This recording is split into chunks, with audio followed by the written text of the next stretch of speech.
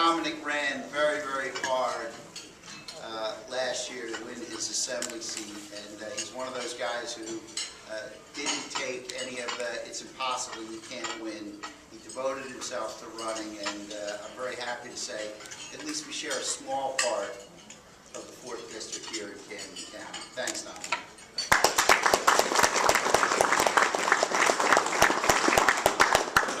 Rick's being way too kind on that. The fact of the matter is, you don't win these races without many good people doing hard work, and we all know that. And certainly, I am forever indebted to Chairman Michelle, so thank you. Why am I a Republican? I think I share these traits with all you folks in the room. I believe the strength of our nation lies with the individual. I believe in free enterprise, and that the government, and that free enterprise and not government is why this country has been the most successful in the history of our planet. I believe government must, like you and I, practice fiscal responsibility. Thank you. I believe that the best government is that government which governs least. And passionately, I believe that the best government is the government that works closest with the people and not the special interests. What we have in our state, and what we've had for some time, is a government that has not been accountable to the people. They've been accountable to the special interests. And frankly, that's why we're in the state we're in. I'm going to talk a little bit about why we as a party need to win in November.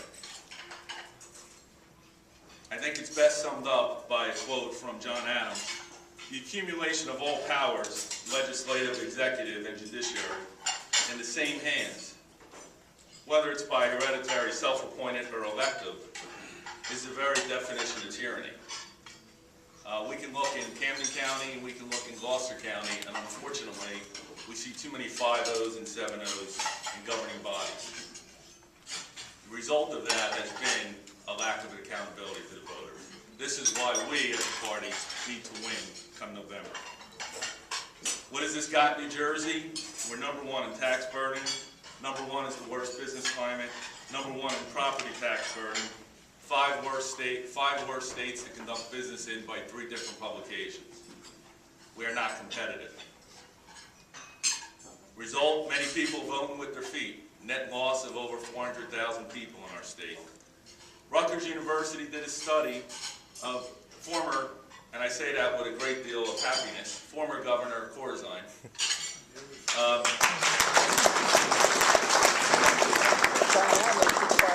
115 taxes raised during his administration. The cost to the family in New Jersey, $1,200 per family. That's in new taxes. That doesn't count the old ones. That doesn't count the increase in property taxes. In many towns in my district, and certainly in our county, since the Democrats have had control, we've seen property taxes increase over 57%, and that's in a span of less than 10 years. I don't know about you, but there's not many things I know that increased almost 60%. Unfortunately, the result has been still a lack of accountability to our public officials. We need to change that.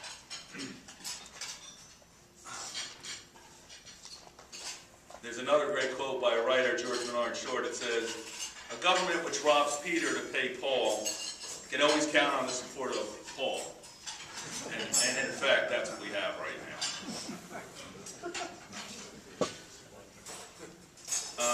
If we do not have the change that we need as a party to drive, we know what our future is. We see it in other parts of the country. Detroit being a prime example. Detroit is nothing but New Jersey 10 years ago. Michigan right behind it as a state. This inevitably leads to a decline in the standard of living, but more importantly, it leads to a population loss not only of citizens, but also of the businesses that help produce wealth. How are we going to win? How are we going to win in November? Same way you always win. You get a dedicated group, and you put the effort out there. We are certainly not going to win doing what we have done in the past the same way. That's for sure. We need to start focusing on what we stand for as a party and as our candidates. We need to be proud of those, and we need to voice them and get the message out. We need the help of the county, and we need to help our county. We need to help our sister towns. We need to start viewing our party as a party of one and not be so inward looking as to just worry about what's going on in our town. Because in case anyone hasn't noticed, our opponents don't operate like that, and they have been very successful. We also need to be sincere in our motive. This is our greatest asset, and frankly, the best way we differentiate ourselves from our opponents. Our motives are pure. Most of our candidates are in this for the right reason. We should be proud of that, and we should challenge our opponents as to why they're involved. We also need to vigorously challenge the record of our opponents. It is dismal. The record of the Democrats in this state is horrific, and we need to call them on the mat for it. They have given us plenty of ammunition to go after them. We need now to take that and go after them. The record is one of reckless spending, shameless machine politics, a direct assault on the taxpayers of the state, and worse yet, an attempt to silence the voice of the people. Now, if that doesn't get you mad, I don't know what will. It certainly gets me mad. And we need to step up and fight it. We need to be an active advocate for our party and our fellow candidates. That means that outside of these circles, when we're out talking to our neighbor, we need to get them involved. If they're independent, we need to talk them into registering as a Republican. We need to start changing the look of the county. My best ideas in my short time in the legislature has not come from me. It has come from my constituents. All the people in this room is a wealth of knowledge and ideas. You need to voice them, and you need to take the next step, which is to translate those good ideas into action. And that's how we'll change the dynamics of the party and the county. In sum, Einstein's oft-quoted maxim of insanity is doing the same thing over and over again and expect a different result. We need to start thinking bigger.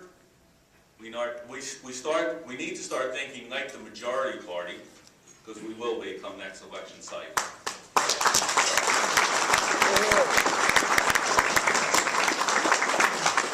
We need to be creative in our problem solving, and we need to be bold in our decision making. When we do that, it will not be long before we are the sustained majority in the county, in both counties.